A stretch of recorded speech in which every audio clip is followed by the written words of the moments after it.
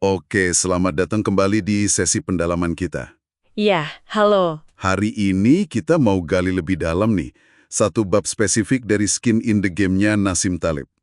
Bab 13 ya, judulnya Dagang Kebajikan. Betul, The Merchandising of Virtue. Judulnya aja udah provokatif ya? Iya kan? Nah, sumber kita ini fokus banget ke perbedaan, kadang tipis, kadang tebel, antara orang yang kelihatan baik sama yang beneran baik. Terutama kalau udah menyangkut resiko pribadi. Ada nggak kulit dalam permainannya? Gitu. Siap kita bongkar ini. Siap dong. Bab ini memang agak nyentil ya, mengajak kita bertanya soal motif di balik tindakan-tindakan yang sering dipuji-puji itu. Beneran mulia atau? Atau cuma, ya itu tadi, dagangan, pemasaran diri. Intinya sih, ada pengorbanan nyata nggak? Ada risiko yang diambil nggak? Bukan cuma kata-kata manis atau cikra publik. Oke. Langsung aja nih. Ada contoh yang lumayan nusuk ya di bab ini. Soal penulis Susan Sontag. Oh iya, Sontak. Dia kan dikenal kritis banget ya sama sistem pasar, sama kapitalisme gitu. Tapi sumber ini cerita sisi lainnya ya. Betul sekali. Jadi Sontak itu di depan publik, wah anti pasar banget. Tapi di kehidupan pribadinya dia justru sangat diuntungkan. Gimana tuh maksudnya? Ya dia manfaatin sistem pasar itu. Malah katanya sampai nuntut jutaan dolar dari penerbitnya. Nah buat Taleb, ini bukan sekedar munafik gitu. Bukan cuma hipokrisi biasa. Bukan. Ini lebih ke prinsip informasi gitu loh. Kalau tindakan pribadi kita, kehidupan kita, itu bertentangan sama opini intelektual yang kita gembar-gemborkan, yang nggak valid itu ya opininya. Bukan kehidupannya. Oke. Jadi tindakannya yang bicara lebih keras. Persis. Kayak analogi penjual mobil bekas, kalau dia sendiri nggak mau pakai mobil yang dia jual, wah itu sinyal kuat kan? Iya. Ada yang nggak beres nih sama barangnya atau sama idenya kalau dalam kasus Sontek? Nah itu dia. Jadi tindakan nyata itu bukti paling kuat. Oke, ini nyambung nih kayaknya sama fenomena yang sekarang lagi rame banget ya, soal virtue signaling. Banget. Sinyal kebajikan. Karena global, ini itu, postingan di medsos. Wah, pokoknya pamer kebaikan gitu lah. Ya, dan Taleb ini lumayan keras ya ngomong ya. Dia bilang itu perlindungan terakhir bajingan. Wah, kok bisa gitu? Maksudnya gini, kebajikan yang sejati itu menurut dia nggak perlu diiklanin, nggak perlu dipamer-pamerin. Itu bukan strategi investasi, bukan cara potong biaya, bukan juga cara jualan buku. Contoh gampangnya hotel yang minta kita pakai ulang handuk katanya demi lingkungan. Ya mungkin niat baiknya ada sedikit lah ya. Tapi motif utamanya ya jelas penghematan biaya buat hotel itu sendiri kan. Efisiensi. Oke. Jadi ada udang di balik batu gitu ya. Kedengarannya agak gimana ya, sinis mungkin. Mungkin kedengeran gitu.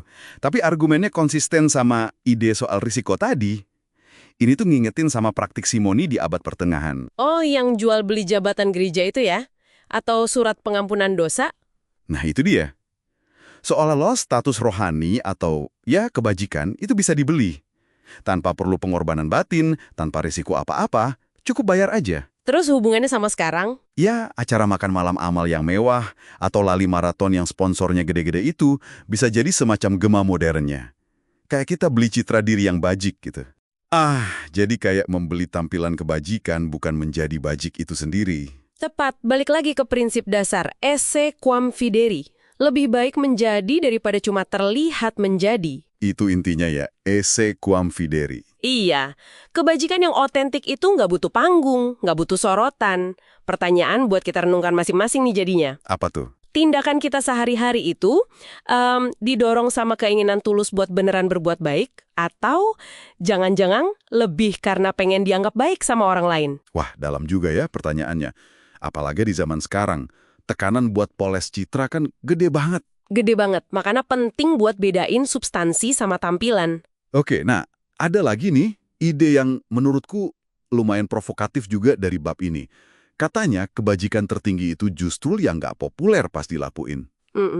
Menarik kan? Coba aja bayangin, kamu bela sesuatu yang kamu yakini benar, tapi saat itu lagi nggak disukain orang banyak.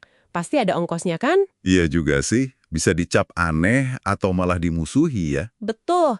Nah, ini beda banget sama, misalnya, ikut-ikutan ngebully atau ngehujat orang atau kelompok yang emang lagi jadi sasaran rame-rame. Mob shaming gitu. Oh, kalau itu gampang ya, tinggal ikut arus aja. Justru itu tindakan pengecut, kata Taleb. Karena aman, nggak ada resiko. Kebajikan sejati itu kadang butuh nyali buat nggak populer. Buat melawan arus kalau memang itu yang benar. Berarti ini benar-benar soal kulit dalam permainan ya? Mempertaruhkan sesuatu yang kita punya, reputasi misalnya? Persis. Nah, ini nih bagian yang mungkin paling bikin kaget dari bab ini. Kalau gitu, kalau banyak jebakan kelihatan baik, terus saran praktisnya apa dong buat orang yang beneran tulus mau berbuat baik? Jawabannya kan bukan donasi gede atau jadi aktivis vokal, tapi mulai bisnis. Ini gimana ceritanya? Iya, kedengarannya aneh ya, kok malah disuruh bisnis. Iya, kok bisa gitu? Tapi coba deh ikutin logikanya.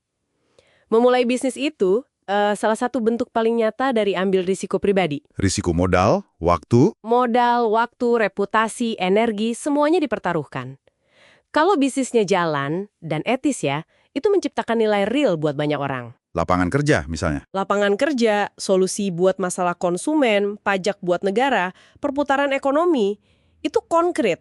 Beda sama, katakanlah, intervensi makro atau rekayasa sosial dari atas. Maksudnya kayak kebijakan pemerintah atau program LSM besar gitu. Bisa jadi, para ahli atau birokrat yang merancang itu seringkali kan nggak nanggung konsekuensi langsung kalau rencananya gagal total. Oh iya, mereka tetap aman di posisinya ya. Yang kena dampak ya masyarakat. Nah, itu dia. Sementara pengusaha, kalau gagal ya dia rugi bandar. Ada kulitnya di situ. Makanya, keberanian ambil risiko buat bangun sesuatu yang konkret itu dipandang Taleb sebagai bentuk kebajikan yang tinggi. Butuh pengusaha, bukan cuma aktivis atau birokrat yang main aman. Oke. Jadi masuk akal juga sih kalau dipikir-pikir. Jadi kalau kita tarik benang merahnya nih dari pendalaman kita soal dagang kebajikan yang asli itu ada di tindakan. Tindakan nyata. Yang ada risikonya, ada pengorbanan pribadi, bukan cuma soal kata-kata, bukan soal citra. Bukan soal seberapa gede donasi yang kita publikasiin. Intinya, harus ada kulit dalam permainan. Gitu ya? Tepat sekali. Itu esensinya. Jadi bukan berarti donasi atau aktivisme itu jelek ya, tapi kita perlu lebih kritis melihat. Ada risiko nyata nggak yang diambil si pelaku? Oke. Nah, sebagai penutup mungkin ya, pertanyaan buat pendengar kita bawa pulang buat direnungkan. Silakan. Coba deh perhatiin di sekitar kita. Atau bahkan diri kita sendiri. Udah bisa belum kita lebih jeli bedain mana tindakan yang beneran tulus, yang ada resikonya demi kebaikan orang lain, dan mana yang cuma polesan citra aja, mana yang cuma dagangan. Dimana kita lihat orang beneran mempertaruhkan kulit mereka, bukan cuma ngomong doang. Merenungkan ini aja udah langkah bagus buat memahami kebajikan lewat kacamata Taleb ini. Menarik banget. Oke, terima kasih banyak buat diskusinya hari ini. Sampai jumpa di sesi pendalaman kita berikutnya ya. Sama-sama, sampai jumpa.